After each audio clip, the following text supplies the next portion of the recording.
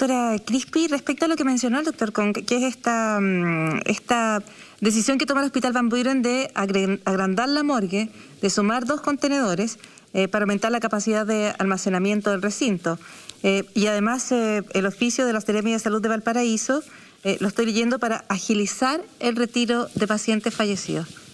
¿Qué está pasando en Valparaíso, doctora Crispi? Sí, la situación en Valparaíso es crítica hace varios meses. Creo que se acrecentó con el permiso de vacaciones que permitió que las playas de la región estuvieran totalmente colapsadas, que hubiera ingreso de muchas personas desde la región metropolitana y otras regiones, lo que ha provocado un colapso sostenido de las UCI y las urgencias de la región. Lo que se manifiesta en el día de hoy con una morgue colapsada que vemos en las noticias y que tiene que secundariamente produce que lleguen estos camiones para ir a buscar los muertos, que es una imagen muy cruda, pero que refleja muy bien cómo está la pandemia hoy día siendo controlada. Y ahí me gustaría también responderle a Alejandra, que estoy muy de acuerdo con ella, que creo que ha existido una autocomplacencia con respecto al manejo de la pandemia, en el cual nos aplaudimos mucho por el proceso de vacunación, nos aplaudimos mucho por los test PCR, pero no nos damos cuenta que hemos fallado en el control de la transmisión y por esa falla en el control de la transmisión, que es el número 1 de una pandemia, hemos tenido estos excesos de mortalidad que ella dice que es muy alto y que vamos a pagar por mucho tiempo y también por las atenciones desplazadas. Perdón, yo creo que no estamos asumiendo ese costo, ¿no? En este momento no estamos conscientes de la enorme huella que va a dejar esta pandemia en este país, no solo por la cantidad enorme de muertos y de víctimas, todas estas personas que ya no están con nosotros. Sí, efectivamente el impacto de la pandemia es enorme y es tanto en los 30.000 fallecidos que llevamos hasta la fecha a sus familias, como también en todas las consecuencias en salud que vamos a seguir teniendo por mucho tiempo por todas las atenciones que hemos desplazado. En todo el 2020 no se tomaron casi Papa Nicolau y todos esos son cánceres cervicuterinos que el día de mañana van a llegar tarde al tratamiento y son mujeres que van a morir antes. Por lo que creo que hay que darse cuenta del impacto que ha tenido el no lograr parar la transmisión del virus, tanto en la primera ola como en la segunda ola. Y eso no tiene que ser motivo de orgullo hoy día, tiene que ser motivo de preocupación y también nos tiene que llamar a reflexionar en cómo hacer las cosas distintas en una siguiente ocasión.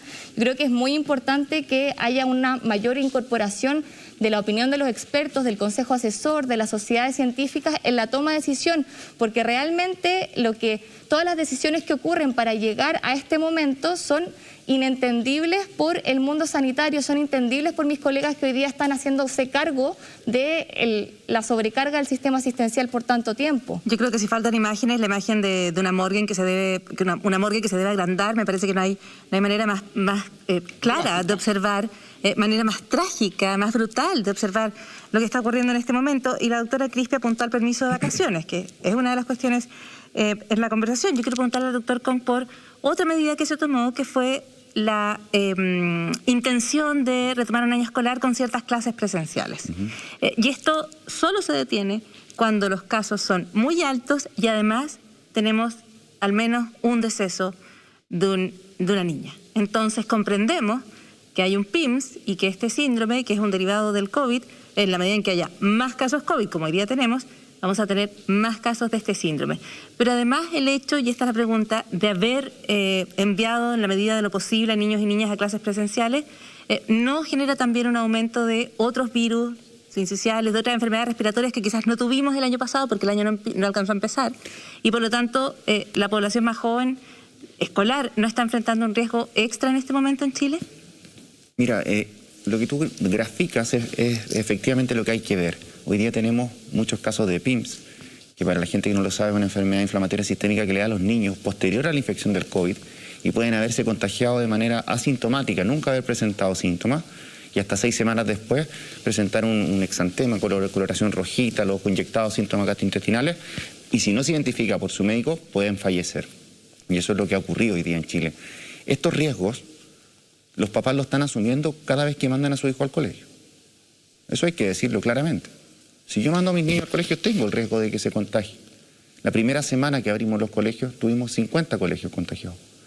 Por lo tanto, cuando el colegio médico o cuando la Defensoría de la Niñez interviene junto con el gobierno, el gobierno dice, yo voy a abrir, pero va al colegio médico y dice, a ver, pero pongamos algunos paralelos, o sea, dejemos algunos límites, pongamos algunas condiciones para que esta cuestión tenga de alguna manera una manera de retroceder. Ese es lo que nosotros hacemos sanitariamente. No es que estemos netamente de acuerdo, sino que vamos y decimos, a ver, ¿cómo lo frenamos? Pero después vemos que se desborda, que ya tenemos niños muertos, que sabemos ya por estudios internacionales, porque en Chile no se ha hecho, que los niños sí son un vector efectivo para contagiar a la familia. Las vacunas todavía no nos cuidan, todavía no tenemos esa inmunidad necesaria. Por supuesto que lo son. Por supuesto que hay un riesgo que asumen los papás.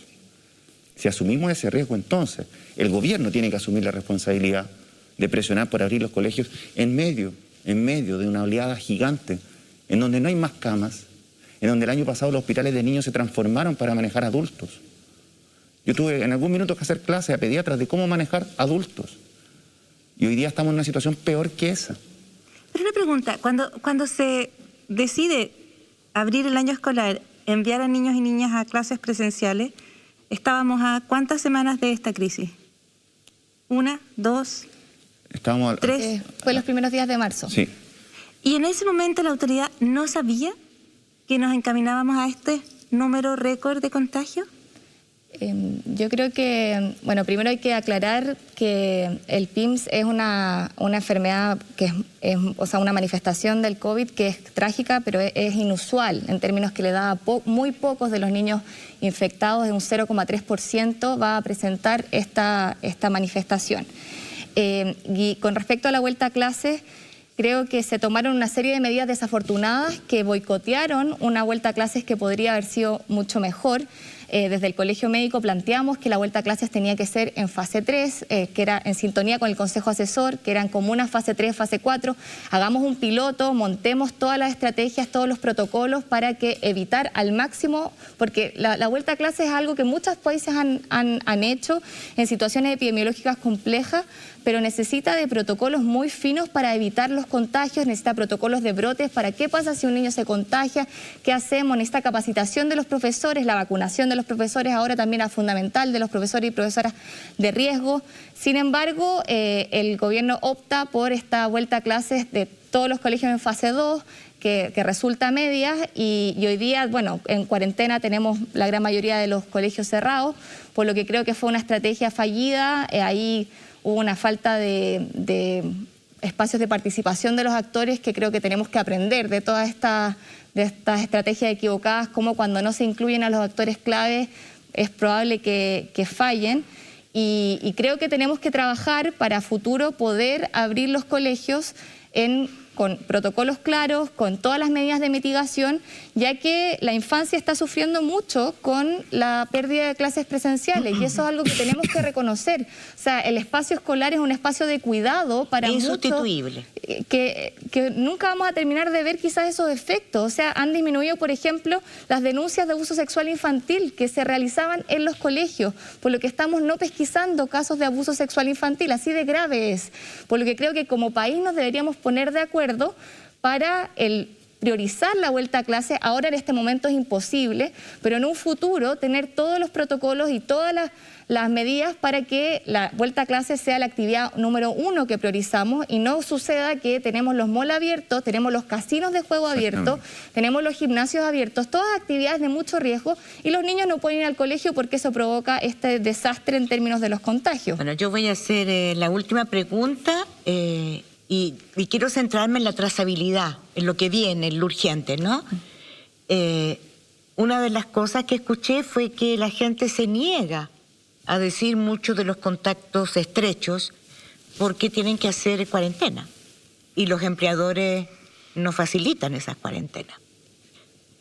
Pero resulta que sin fortalecer la trazabilidad no vamos a disminuir los contagios y se va a seguir muriendo gente. ¿Qué hacemos? Doctor Com. Mira, tú das en el clavo en esto de las licencias desde el punto de vista laboral, porque es un problema que hemos arrastrado de distintas maneras y esto la gente en sus casas no lo va a saber, porque uno es el médico que tiene que estar tratando de dar licencia. En algún minuto, al principio, no había licencia para los contactos estrechos, era muy complejo, a no ser que tuvieran PCR, no había PCR para todo el mundo. Esto ha sido un caminar pasito a pasito, desde llevar la PCR a atención primaria, para lo que la gente hoy día es normal. Esto lo fuimos ganando paso a paso los que estábamos trabajando tras bambalinas, presionando para que llegara el PCR cerca de tu casa. O sea, partamos desde ahí. Logramos en algún minuto que las licencias se automatizaran y si fueran del tipo laboral, bastaba de que uno lo hiciera a través de internet o de la super y uno podía declarar, mira, el contacto hacia la trazabilidad, te llegaba la licencia automático. Hace 2 semanas se quitó eso. Y hoy día, si uno se hace un PCR libre, que es lo que nosotros esperamos, que se hagan muchas PCR, uno va si puede ir sin orden, perfecto, se facilita. Si no llevaste orden, el lugar que te toma el examen tiene que darte la licencia. Si es un centro X y no tiene un médico para darte licencia, se va a demorar más de 4 días, llegaste fuera de plazo, o sea, trabas, tras trabas, tras trabas. ¿Qué genera eso finalmente?